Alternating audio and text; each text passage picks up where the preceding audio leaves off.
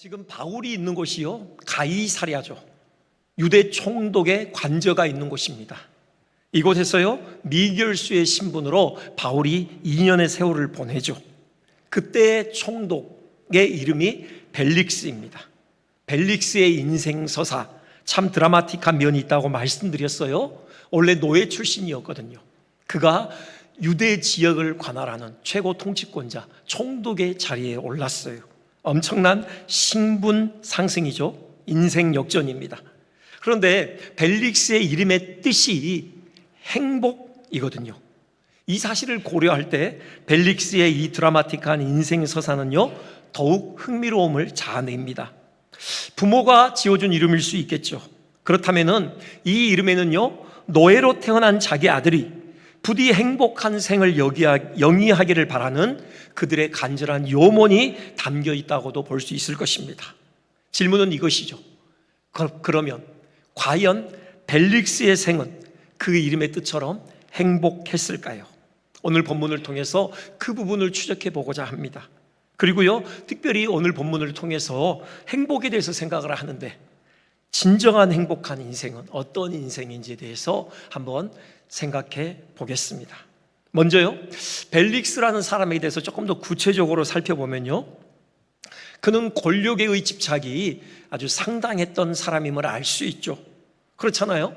노예가 유대 총독이 되었다, 그 사실 자체가 그의 권력의 의지를 더없이 분명하게 보여주는 것이죠.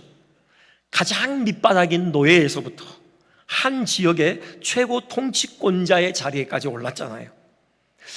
이렇게 된 데에는 물론 그의 형의 도움이 지대했습니다. 그에게 형이 있었는데요, 팔라스라고요.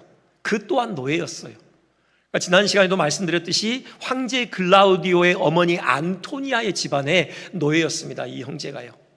그런데 이 팔라스라는 사람이 아주 처세술이 대단했던 것 같아요. 황제 글라우디오의 마음을 삽니다. 그 황제 곁에 빌붙어서요, 황제의 간담을 녹여놓았던 것이죠. 그래서요, 이 팔라스가 그 한 나라의 국고를 담당하는 재무장관의 자리에까지 올라요. 그 권세를 활용해서 어마어마한 부를 거머쥐었다고 해요. 그러니 자기 동생의 출세에도 지대한 영향력을 행사했겠죠. 벨릭스를 유대 총독의 자리에 앉힌 것입니다. 형의 도움이 지대했지만요, 하지만 벨릭스가 유대 총독의 자리를 꿰차게 된 것에는 분명히 그의 남다른 권력에 의 집착이 한몫을 했던 것이겠죠. 그의 권력에 의 집착, 이건요, 결혼을 통해서도 확인할 수 있어요. 벨릭스가요, 결혼을 3번 했는데 3번 다 왕족과 결혼을 해요. 첫 번째 부인이요, 그 유명한 클레오파트라의 손녀입니다. 안토니우스와 클레오파트라 사이에서 난 아들의 딸인 것이죠. 왕족이에요. 그것이 의미하는 것이 뭐예요? 권력에 의 집착이죠. 그는 왕족의 딸들과 결혼하면서 철저하게 신분 세탁을 한 것입니다. 노예로서의 과거의 신분은 완전히 잊혀지게 만든 것이죠. 가장 비천한 노예의 자리에서 한 지역의 최고 권력자의 자리에 오르게 되었어요. 이런 경우에 그 사람의 권력 행사는 2가지 상반된 형태로 나타날 가능성이 많아요. 먼저는요, 자기의 그 비천했던 삶의 경험을 통해서 사회적 약자에 대한 깊은 공감을 갖게 되는 거죠. 그리고는 자기에게 쥐어진 권력을 선용할 가능성이 있습니다. 하지만요, 전혀 반대의 경우도 나타나요. 오히려 과도한 권위의식에 사로잡혀서 권력을 마구 남용할 가능성도 있는 것이죠. 남아공에 있다 보니 그런 현상을 자주 목격했습니다. 흑인들이 백인들에게 오랫동안 억눌려 살았잖아요. 드디어 그 어깨에 매어있는 족쇄가 풀렸죠. 그리고 이제 그 어깨에요, 완장이 채워졌어요.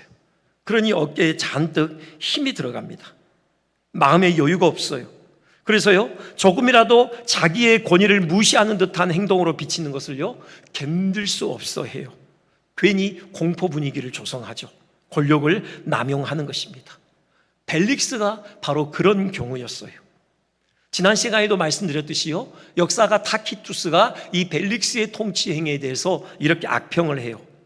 그는 노예의 정신을 가지고 왕의 권력을 휘둘렀다. 바로 이 평가가 그런 맥락인 것이죠. 마구 폭정을 행했고요, 권력을 남용했어요. 자기의 비위에 거슬리는 사람이 있잖아요. 암살자를 동원해서 그를 제거하는 이런 일도 서슴지 않았어요.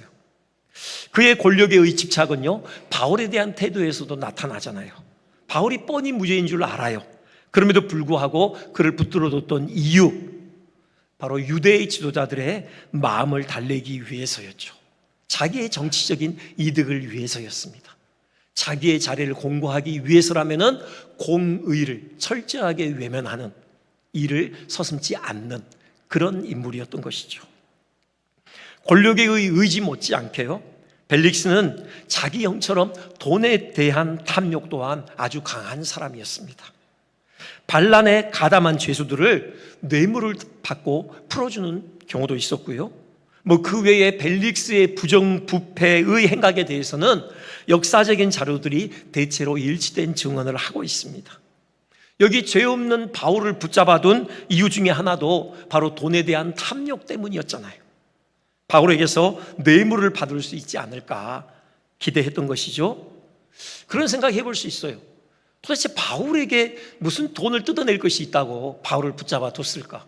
딱 보더라도 바울 별로 돈이 없어 보이지 않습니까? 그런 인물에게서 무슨 돈을 뜯어내겠다고 그렇게 기회를 살폈던 것인가? 그는 기대하는 바가 있었어요. 바울이요, 변론할 때 그런 얘기해요. 내가 예루살렘에 올 때 구제 헌금 가지고 왔다. 내 동족 유대인들의 형편을 풀어주기 위해서 내가 여러 교회에서 헌금을 모아가지고 왔다. 그런 얘기예요. 그게 벨릭스의 귀에 꽂힌 것입니다. 그러니 여러분 생각해 보세요. 이 구제 기금이라는 게 오늘날로 치자면 1, 2천만 원이 아닐 거예요. 지금 기근에 오랫동안 그 황폐한 그 예루살렘의 사람들의 삶을 회복시키는 그런 마중물이 되는 거잖아요. 그렇기 때문에 상당한 거금이었을 거라고요. 벨릭스는 기대했던 것이죠. 이 사람이 이 정도의 거금을 끌어모을 수 있는 능력이 있는 사람이구나. 그래서 기대했던 거죠. 어떻게든지 바울이 돈을 내고 자기의 무죄 방면을 거래하기를 기대했던 것입니다. 벨릭스요, 돈에 대한 탐욕으로 똘똘 뭉쳐있던 사람이에요. 권력의 집착, 돈에 대한 탐욕, 그리고요, 벨릭스에게 또 하나의 과도한 욕망이 발견돼요. 바로 여자입니다. 쾌락이에요. 말씀드렸듯이 결혼을 3번 했다고 했잖아요. 지금 그 곁에 있는 아내, 유대의 여자 드루실라라고 하는데 3번째 부인입니다. 드루실라에 대해서 조금 이야기를 해드리자면요, 헤롯 가문의 딸이에요. 역시 왕족입니다. 그 예수님께서 태어나실 당시에 예수님을 죽이고자 유아 살해의 잔인한 명령을 내렸던 헤롯 대왕 있잖아요. 그가 이 드루실라의 증조 할아버지예요. 그러니까는 그 헤롯 대왕의 손자, 곧 드루실라의 아버지가 헤롯 아그리파 1세인데요, 그도 기독교를 탄압했죠. 예수님의 제자 중에 가장 먼저 순교한 인물이 요한의 형제 야고보잖아요. 그 야고보를 죽인 장본인이에요.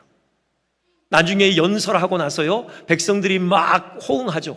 그 과도한 칭송을 하나님께 돌리지 않고 자기가 다 받아 먹다가 하나님의 치심을 받아 벌레에 먹혀 죽은 그 헤롯 아그리파 1세가요, 드루실라의 아버지죠. 드루실라에게는 여러 형제 자매들이 있었어요. 좀 복잡한 집안이에요. 그 오빠가 헤롯 아그리파 2세인데요, 바울이 나중에 베스도 총독과 함께 그 헤롯 아그리파 2세 앞에서 또 변론을 하죠. 그 인물이 오빠예요. 근데 그 헤롯 아그리파 2세 옆에 버니게라는 여인이 앉아 있었거든요. 그가 헤롯 아그리파 2세의 누이예요. 곧 드루실라의 언니입니다. 둘이 근친상간 관계였어요. 드루실라는 그 중에 막내입니다. 드루실라에게요, 아주 특이한 점이 있었는데요, 예뻤어요. 정말 미인이었대요. 예쁘기만 한 게 아니라요, 성격까지 아주 발랄을 했대요. 발랄한 성격에 탁월한 미모를 가지고 있는 젊은 여인, 그러니 인기가 많았던 것이죠. 언니들이 시샘할 정도로 미모를 갖추고 있었다고 합니다. 그녀도 결혼을 3번이나 해요. 그래서 콤바게네의 왕자 에피파네스와 약혼을 하거든요. 조건이 할례를 받고 유대교로 개종하는 거였어요. 약혼하고 나서 입을 싹 씻은 거죠. 그 약속을 안 지켜요. 그래서 파혼을 합니다. 그리고 두 번째로 그 수리아 지역에 에메사의 왕 아지수스와 결혼을 해요. 아마 약속을 지켰던 것 같아요. 1년 동안 잘 살아요. 그런데 벨릭스의 눈에 드루실라가 들어온 것입니다. 한눈에 반해요. 그래서 공을 들입니다. 이혼하고 나랑 결혼하자. 나의 세 번째 부인이 되어달라. 이런 식으로요 공을 들이는데 뭐 마술사를 동원해서 드루실라를 설득했대요. 한 기록에 의하면요, 그가 드루실라를 유혹할 때 자기 이름처럼 그녀에게 모든 행복을 주겠다 이렇게 약속을 했다고 합니다. 드루실라가 여기에 넘어간 거죠. 벨릭스가 가지고 있는 돈과 권력에 넘어갔어요. 그때 드루실라의 나이 16세예요. 아지스수와 결혼한 지 1년 만에 이혼하고 벨릭스와 재혼을 한 것이죠. 자, 이것이 행복이라는 뜻의 이름을 가진 벨릭스가 걸어온 길이에요. 권력, 부, 미모의 여인을 과도하게 추구했던 것이죠. 왜 그랬을까요? 그것들이 그 이름처럼 그의 인생에 행복을 안겨다 줄 것이다 확신했던 것이죠. 그러면 다시 처음의 질문이요. 과연 벨릭스는 그 부모가 원했고 그가 원하는 대로 행복을 얻었을까요? 그 이름처럼 그의 인생을 행복한 생이었다고 결론 지을 수 있을까요? 오늘 본문을 통해서 확신할 수 있는 것은 아니라는 것이에요. 그가 권력과 부와 미모의 여인을 통해 붙잡으려 했던 행복이 진짜 행복이 아니었다는 사실요 우리는 본문에서 확인할 수 있어요. 바울이 그 앞에서 설교하잖아요. 그 설교를 들을 때 벨릭스의 반응을 보십시오. 두려워했다고 했어요. 이 두려움은 적당한 두려움이 아니라 아주 큰 두려움에 사로잡혔음을 의미해요. 두려움이 그의 마음에 엄습했던 것이죠. 그 두려움에 사시나무 떨듯 떨었다라는 것입니다. 이것이 의미하는 바가 뭘까요? 그가 앉아있는 권력의 자리, 그가 거머쥐고 있는 돈, 그의 곁에 앉아있는 미모의 여인이 장차 그에게 임할 하나님의 심판으로부터 그를 건져줄 수 없었다라는 사실이죠. 그도 그 순간 이걸 느낀 거예요. 제 아무리 거대한 권력도 부도 쾌락도 장차 있을 하나님의 심판으로부터 그 자신을 건져낼 수 없다라는 사실을 그는 순간적으로 느꼈던 것입니다. 그래서 두려움에 떨었던 것이에요. 여러분, 그래요. 하나님을 떠나서는요 참된 행복을 구가할 수 없습니다. 하나님 없는 권력, 하나님 없는 돈, 하나님 없는 쾌락은요 결코 우리에게 참 행복을 보증하는 수표가 될 수 없어요. 벨릭스의 마지막이 어땠는지 궁금하시죠? 역사적인 기록에 의해서 추정해 볼 수 있는데요, 그는 유대 총독의 자리에서 일단 쫓겨나죠. 그게 우리가 봉독한 마지막 절에 나와 있습니다. 폭정을 일삼았다고 했는데 유대인들이 항거를 한 겁니다. 로마 황제에게 탄원을 해요. 그래서 로마 황제가 벨릭스를 불러들인 겁니다. 그리고 베스톨로 앉혔죠. 이런 경우에는 사실 어려움을 겪어야 돼요. 근데 그의 형 팔락스가 이제 이때는 그 글라우디오가 아니라 네로 황제였음에도 불구하고 아직 건재했어요. 그래서 그의 형의 도움으로 그가 유배를 떠났는데 당시의 최고의 휴양지인 폼페이로 유배를 떠나요. 그 남은 여생을 이제 거기서 보내는 거죠. 그런데 AD 79년 8월 24일 그날이요 그 로마인들이 섬기던 불의 신 불칸을 기념하는 축제의 날이었어요. 환락이 절정에 달했죠. 그 순간에요 그 폼페이로부터 12km 정도 떨어져 있는 베수비오스 그리고 그 쌍둥이 산인 솜마산에서요 화산이 폭발해요. 그 화산재가 12km나 떨어져 있는 폼페이에 수미터 높이로 덮어버려요. 드루실라, 그 벨릭스와의 사이에서 아그리빠라는 아들이 있었거든요. 역사적인 기록이 분명하게 밝히는 것은 그 드루실라와 그 아들은 그 화산재에 함께 묻혔다는 거예요. 벨릭스도 아마 그러지 않았겠습니까? 자기 아내와 자기 아들과 함께 그 화산재의 한순간에 그의 숨이 끊어지고 말았던 것이죠. 이것이 벨릭스의 최후입니다. 안타까운 것은 그에게 기회가 있었어요. 여러분, 최고의 복음의 사도, 복음의 대가 바울과 2년 동안 함께 있었잖아요. 그에게 설교를 들었어요. 정말 하나님의 심판에 대한 두려움이 그를 엄습해오고 그 앞에서 사시나무 떨듯 떨었던 경험도 있어요. 하지만 그는 끝내 그 기회를 박차버리죠. 거부해버려요. 돈에 대한 탐욕으로 그 거룩한 두려움을 덮어버렸던 것입니다. 그리고 마침내 멸망의 구렁텅이로 빠져 들어갔던 것이죠. 참 행복은요, 하나님을 떠나서는 결코 발견되지 않습니다. 우리가 그 사실을 분명히 했으면 좋겠습니다. 여기 벨릭스 앞에 참으로 행복한 사람이 서 있어요. 그 행복이라는 그 이름뿐인 그 거짓 행복에 사로잡혀 있는 벨릭스 앞에 진짜 행복을 구구하는 한 사람이 서 있었죠. 그가 바로 바울입니다. 그는 벨릭스처럼 부와 권세와 미모의 아내는 없었어요. 하지만 그는 분명 참으로 행복한 사람이었습니다. 그가 자기가 어떻게 행복한 사람인지요 스스로 고백하는 대목이 있어요. 빌립보서 4장 11절부터 이렇게 돼 있죠. 쭉 얘기하는데요, 자족이란 말도 나오고요, 일체의 비결이란 말이 나오는데 여기에는 행복이라는 단어가 언뜻 드러나 보이지 않죠. 근데 이 구절을 그 영성신학자 유진 피터슨이 번역을 했어요. 이름하여 메시지 성경이라고 하는데 이렇게 번역을 했습니다. 정말로 만족하는 법을 배웠습니다. 나는 행복하고요. 나는 행복합니다. 나는 행복하게 살 수 있는 비결을 찾았습니다. 여러분, 이런 행복의 노래를 부르는 바울의 모습을 발견합니다. 중요한 것은요, 바울이 어디에서 이 행복의 노래를 불렀던 것입니까? 그가 벨릭스처럼 높은 곤자에 앉아 있을 때요? 아니면 폼페이와 같은 좋은 휴양지에서 마음껏 놀고 먹고 마시면서 이 행복의 노래를 불렀던 것입니까? 아니잖아요.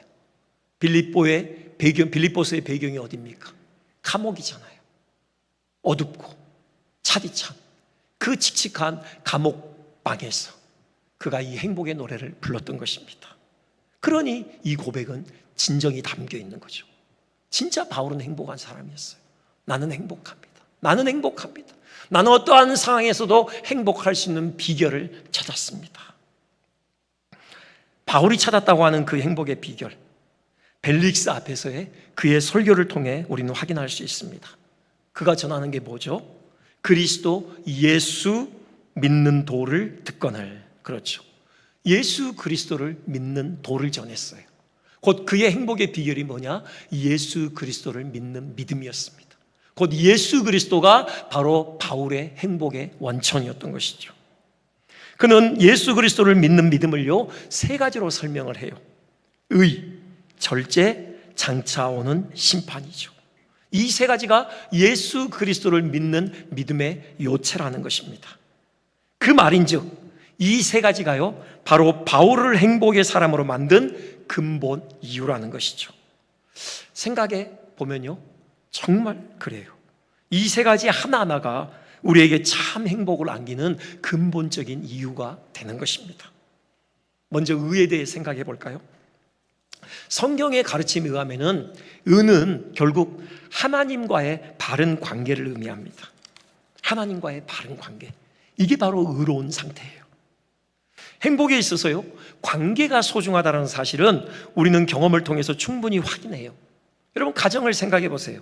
어떤 가정이 진정으로 행복한 가정입니까? 화목한 가정이죠.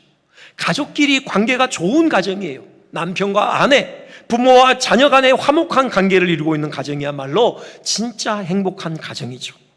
어떤 분이 이런 글을 쓰셨더라고요. 가정을 이루는 것은 의자와 탁자와 소파가 아니라 그 소파에 앉은 어머니의 미소다. 가정을 이루는 것은 푸른 잔디와 화초가 아니라 그 잔디에서 터지는 아이들의 행복한 웃음소리다.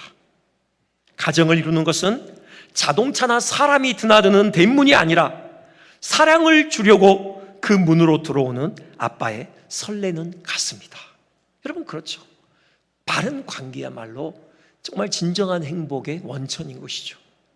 관계 중에 최고의 관계는 어떤 관계입니까? 하나님과의 관계죠.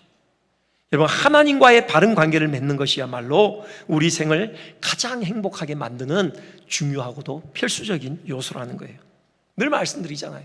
우리 사람의 마음에는요, 커다란 구멍이 뚫려 있어요. 하나님이 아니고서는 도무지 채울 수 없는, 그 무엇을 갖다 부어도 그 구멍은 채워지지 않는 그런 커다란 구멍이 자리하고 있어요. 하나님으로만 채워지는 것입니다. 어거스틴은 그렇게 얘기했죠. 우리가 하나님을 향하여 창조되었기 때문에 하나님의 품 안에서 우리 마음이 안식하기 전까지는 도무지 우리는 평강을 알지 못한다. 여러분, 그런 존재들이, 우리는 그렇게 지음을 받았어요. 하나님의 품 안에서 우리 마음이 안식할 때 우리는 비로소 참 평강을 구가할 수 있는 존재들이라고요. 그러니 하나님과의 바른 관계야말로 우리에게 진정한 행복의 원천이 되는 것이죠. 이 하나님과의 바른 관계를 위해서 우리 예수님께서 십자가에서 죽어주신 거잖아요.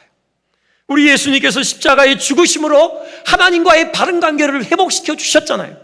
그것이 로마서 5장 10절의 선포입니다. 우리가 하나님과 원수였죠. 하지만 하나님의 아들이 죽어주심으로 우리는 하나님과 화목하게 된 것입니다. 하나님을 아버지로 모신 하나님의 자녀가 되었어요. 하나님을 향하여 담대하게 아빠, 아버지라고 부르짖으면서 오늘 이렇게 하나님 앞에 나와서 우리가 함께 예배할 수 있는 특권을 우리에게 허락해 주신 것이죠. 우리 마음이 하나님 안에서 참된 안식을 누리게 하신 것이고요. 그 어느 곳으로도 채워지지 않던 우리 마음의 큰 구멍이 하나님으로 오롯이 채워지게 하신 것입니다. 그럼으로써 우리 안에 참 행복이 샘솟게 하신 것이죠. 그런데 이 은은요, 하나님과의 바른 관계에만 국한되지 않아요. 사람들과의 관계를 포함하는 개념입니다. 그리고요, 진정으로 그리스도 안에서 하나님과 바른 관계를 맺은 사람이라면요, 반드시 사람들과 바른 관계를 맺게 되어 있어요. 여러분, 그리스도, 우리말로는 그렇게 번역이 됐는데 이게 헬라어로 크리스토스입니다. 그리스도인, 여기서 나온 거죠. 근데 크리스토스를 저렇게 써요, 헬라어로요. 저 앞에 그 첫자가 이제 X라고 우리가 보통 영어로는 부르잖아요. 헬라어 알파벳으로는 키라고 이제 그렇게 부르는 건데 또 편의상에 X라고 합시다. 여러분, X, 이건 그리스도 내지는 그리스도인을 상징하는 단어이죠. 근데 이 단어 안에, 이 문자 안에 참 놀라운 비밀이 담겨 있어요. 여러분, 교차하는 그 가운데 점으로부터 지금 윗부분과 아랫부분이요, 똑같아요. 그 넓이, 그 길이가요, 똑같아요. 그러니 가운데 점을 기점으로 겹치면은 딱 겹쳐지는 거죠. 저 윗부분이 뭐냐? 하나님과의 관계예요. 아랫부분은요, 사람들과의 관계이죠. 여러분, 우리가 하나님과 바른 관계를 맺을 때 하나님과 관계의 그 넓이만큼, 하나님과의 관계의 그 깊이만큼 반드시 따라오는 것은 사람들과의 관계가 깊어지고 넓어진다라는 말씀입니다. 여러분, 이것이 복음 안에 담겨있는 비밀이에요. 하나님과 좋은 관계를 맺고 있는 사람은 반드시 사람들과 좋은 관계를 맺게 돼요. 이것이 바로 의입니다. 이런 사람을 우리는 의로운 사람이라고 부르는 거예요. 룻기의 보아스와 같은 사람이죠. 그는 하나님을 경외하는 사람이었습니다. 하나님과 좋은 관계를 맺고 있는 사람이었죠. 그렇게 그는 이웃과의 관계도 좋은 관계가 이어졌어요. 그가 이웃에 대해서 얼마나 관대했는가. 여러분, 율법에서 그 추수하는 밭을 소유하고 있는 주인들에게 추수 때 반드시 지켜야 될 말씀을 하고 계시죠. 밭 모퉁이까지 다 베지 말라는 겁니다. 그리고 이 걷어들일 때 바닥에 떨어지는 이삭, 그거 주우러 다시 밭으로 들어가지 말라고 말씀하셔요. 왜요? 그 추수할 기쁨에 동참하지 못하는 가난한 자들의 몫으로 남겨두라는 거죠. 보아스는요, 이 명령을 넘치게 순종했어요. 룻기서 2장 16절, 그가 그의 종들에게, 그의 하인들에게, 일꾼들에게 이렇게 얘기합니다. 곡식 다발에서 조금씩 뽑아버려라. 밭에 버려둬라. 뭡니까? 단을 거뒀어요. 이건 내 겁니다. 성경의 근거일 수도 이건 확실하게 내 거예요. 그런데 그거 다 가져가지 말고 그 중에 줄기를 뽑아서 그냥 밭에 버려두라는 겁니다. 바로 추수의 기쁨에 동참하지 못하는 가난한 룻을 위해서요. 이것이 보아스의 이웃을 대하는 태도였어요. 하나님과의 좋은 관계가 이웃과의 좋은 관계로 나타났던 것이죠. 이 사람이 의로운 사람이고, 여러분, 복음 안에서 우리는 이 의를 소유하게 된 것이에요. 여기에서 진정한 행복이 구가되는 것입니다. 나눌 때, 여러분, 이웃에 대해서 따뜻한 시선을 가지고 나눌 때, 손을 벌릴 때, 그때 진정한 행복이 샘솟는 것이에요. 이것은 봉사의 현장에 있는 사람들 모두의 동일한 고백 아닙니까? 그때 비로소 살맛을 느꼈다. 그때 비로소 그 어디서도 느낄 수 없는 참된 기쁨이 샘솟는 것을 경험했다. 절제죠. 다음이 절제하면 보통 우리는 정도를 넘지 않고 잘 조절하는 것, 아끼는 것, 뭐 전략하는 것, 우리 이런 거 생각해요. 그러니까 술을 많이 마시는 사람에게 좀 절제 좀 하지, 이건 좀 적당히 술 좀 마시라고 우리는 보통 이렇게 이해를 하거든요. 근데 이 성경의 절제는요, 단지 적당히가 아닙니다. 전략하고 뭐 조절하고 이게 아니에요. 그냥 제쳐두는 거예요. 아예 떨쳐버리는 것입니다. 영어로 put aside, 마치 칼로 무를 자르듯이 그냥 베어버리는 거예요. 이게 바로 성경이 의미하는 절제인 것이죠. 하나님과의 바른 관계를 맺는 데 있어서 걸림돌이 되는 것들 과감하게 떨쳐내버리는 것이에요. 죄의 몸으로서의 옛사람의 소욕을 버려버리는 것입니다. 여러분, 이것이 바로 거룩이에요. 거룩이란요, 우리 안에 계신 예수 그리스도의 형상을 온전히 담는 것이잖아요. 그 과정에 뭐가 필요하냐? 예수 그리스도와 상관없는 것들, 예수 그리스도에게 어울리지 않는 것들을요, 과감하게 떨쳐내 버리는 것이에요. 그럴 때 우리 안에서 예수 그리스도의 형상이 오롯이 드러나게 되는 것이죠. 여러분, 미켈란젤로의 그 조각의 철학에 대해서 말씀드렸잖아요. 그는 이미 대리석 안에 있는 완성된 작품을 끄집어내는 것, 이걸 조각이라고 이해했어요. 뭐 피에타상을 그렇게 했다고 하잖아요. 그 마리아가 예수님 안고 있는 그 상, 길을 가다가 큰 대리석을 발견했는데 대리석이 말을 걸어오더라는 거죠. 여기에 예수 그리스도의 형상이 있다. 이것 좀 끄집어내달라. 그래서 그 돌을 사들고 와서 그 안에 있는 그리스도의 형상과 상관없는 부분들을 쪼아내기 시작한 겁니다. 멋진 그리스도의 형상이 끄집어내진 것이죠. 이것이 거룩이에요. 이것이 바로 절제입니다. 여러분, 이 거룩의 길에 진정한 행복이 있어요. 우리의 세속적인, 우리의 타락한 죄된 욕망을 만족시키는 것이 진짜 행복이 아니라요, 그것을 떨쳐내버리고 우리 안에 계신 예수 그리스도의 형상이 온전하게 빚어져 가는 것, 이 거룩의 길에 곳곳에 행복이 수놓아져 있는 것입니다. 그것이야말로 진정한 하늘의 기쁨이요 평강이요 사라지지 않는 참 행복이에요. 중요한 것은요, 이것을 우리 힘으로 하는 게 아니라는 거예요. 그리스도 안에서 성령의 능력으로 하는 거예요. 절제라는 말이 담고 있는 의미가 그거예요. 이 절제가 헬라어로 엥크라테이아거든요. 엥크라테이아, 이게 합성어입니다. 엔, 안에. 크라테이아는 크라토스, 권세, 능력, 힘. 그러니까는 절제라는 말을 문자적으로 풀어보자면은 권세 안에, 권능 안에, 힘 안에, 그런 의미예요. 이 권능과 권세와 힘이 누구의 것이냐고요. 여러분, 절제는 성령의 9가지 열매잖아요. 곧 성령의 권능과 힘과 권세 안에 있는 것을 바로 절제라고 해요. 우리 힘으로 하는 게 아니에요. 그리스도의 형상과 어울리지 않는 그 죄악된 것들을 우리 힘으로 끊어내는 것이 아니라 성령의 능력, 성령의 힘, 성령의 권세의 순복함으로 끊어내는 것이죠. 바로 이 절제에 참 행복이 서려 있다. 우리 이 사실 기억하셨으면 좋겠습니다. 끝으로 장차 오는 심판이죠. 분명히 심판의 순간은 옵니다. 여러분, 여기 15절에요. 사도행전 24장 15절에 바울이 선포하는 게 있죠. 의인과 악인의 부활이 있으리라. 의인만 부활하는 게 아니에요. 악인도 부활합니다. 악인도요, 영원히 죽지 않는 몸을 입어요. 그게 비극이죠. 악인, 바로 하나님과 바른 관계를 맺지 못한, 하나님을 떠나 있는 그 사람들, 악인이라고 불리는데요, 그들도 부활해서 그들도 하나님의 그 심판대 앞에 서게 되는 것입니다. 그 악인들을 향한 하나님의 심판대에서의 선고가 뭐예요? 영원한 지옥 형벌이죠. 영원히 하나님과 격리되어 다시 석방될 수 있다는 희망이 없이 어둠 속에서 끝없는 고통을 당하게 되는 것입니다. 참으로 두려운 일이죠. 그러나 그리스도 안에 있는 우리에게는 이 하나님의 심판은 결코 두려운 것이 아닙니다. 우리가 그리스도 안에 있는 한 하나님의 심판대에서 우리를 향해 내려지는 선고는 이미 그리스도 안에서 우리가 누리고 있는 이 의예요. 이 의에 대해서 최종적인 선언이 내려지는 것입니다. 그리고요, 우리의 수고에 대한 하나님의 은혜로운 보상이 있을 것입니다. 하나님의 상주심이 있어요.